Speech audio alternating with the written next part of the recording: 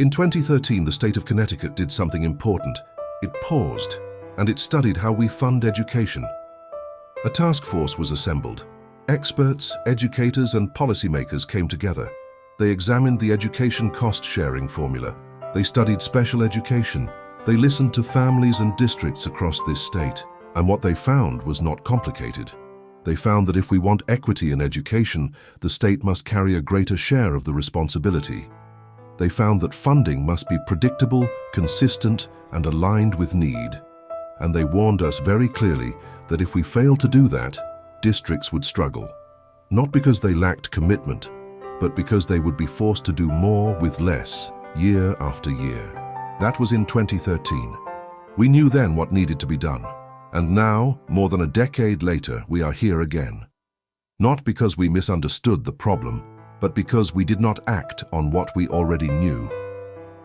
I come before you from Bridgeport, and in Bridgeport, this is not an abstract conversation.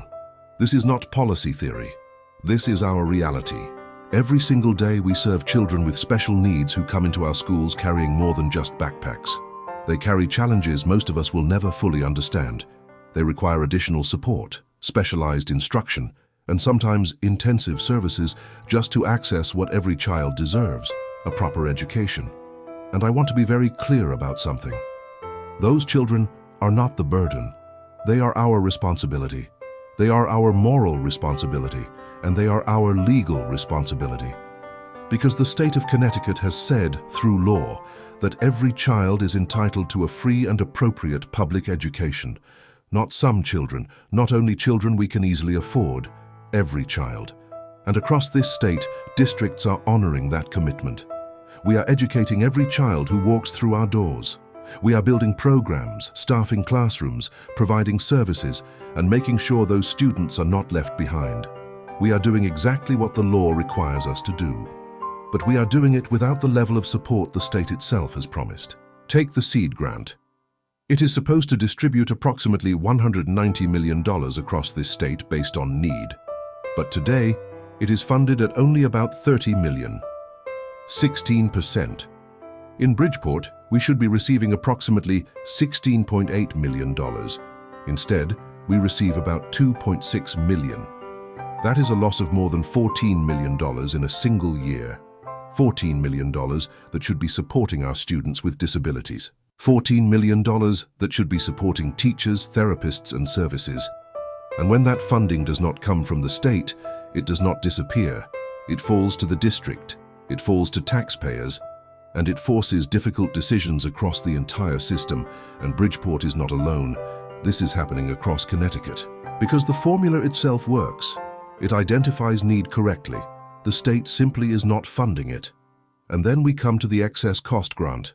And this is where the reality becomes undeniable, because when people hear that the state reimburses districts for high-cost cases, they assume that the state is carrying that burden.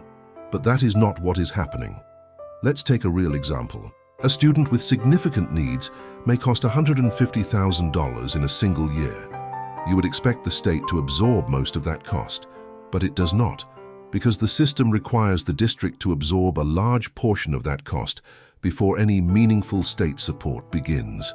Only after crossing a very high threshold does reimbursement even begin, and even then, the state only covers part of what remains. So in reality, for that $150,000 student, the state contributes roughly $40,000, and the district is left covering more than $100,000. Think about that. For a child who needs the most support, the district is still responsible for the majority of the cost. And that is not a mistake. That is how the system is designed. Now multiply that reality across dozens, sometimes hundreds of students in a district like Bridgeport. This is not about isolated cases. This is the system working exactly as designed. And that is the problem. But we cannot lose sight of what matters most. Because behind every dollar we are talking about, there is a child who depends on us, a child who did not choose their challenges, a child who deserves dignity, support, and opportunity. Districts have not turned away from that responsibility. We have stepped up, we have stretched, we have made it work, because we believe in those children. But the state must meet us in that commitment, and we know what needs to be done. We must fully fund the SEED grant. Not partially, not symbolically, fully.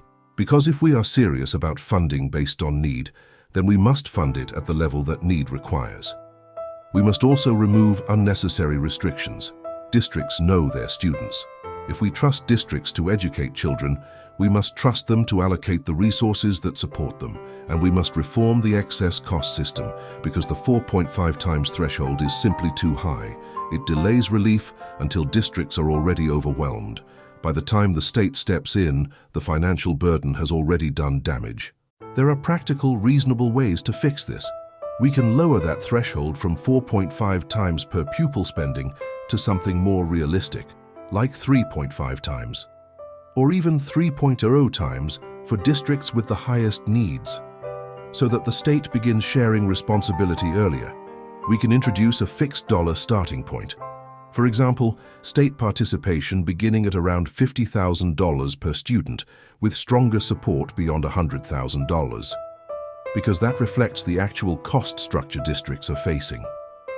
We can create a tiered approach, where the higher the cost of the student, the greater the level of state participation, so that the most extreme cases are not borne primarily by local districts. And most importantly, we can move toward a system where the cost of educating high-need students is shared more fairly, closer to a true partnership, closer to a 50-50 responsibility between the state and local districts. Because today, that partnership does not exist. Districts are carrying the majority of the burden, even in the most extreme cases. And finally, we must align funding with mandate. If the state requires these services, and it does, then it must fully fund them. Consistently, predictably, responsibly. None of these solutions are new. They are grounded in what the state already studied more than a decade ago. So in Bridgeport and in districts across Connecticut, we are not asking for a new system. We are asking the state to honor what it already knows, to honor its own findings, to honor its own formulas, and most importantly, to honor its responsibility to children. Because this is not just about budgets, it is about responsibility. A responsibility to ensure that no child is left behind simply because their needs are greater. Connecticut already built the framework to fund special education fairly. The only question that remains is whether we will finally choose to fund it.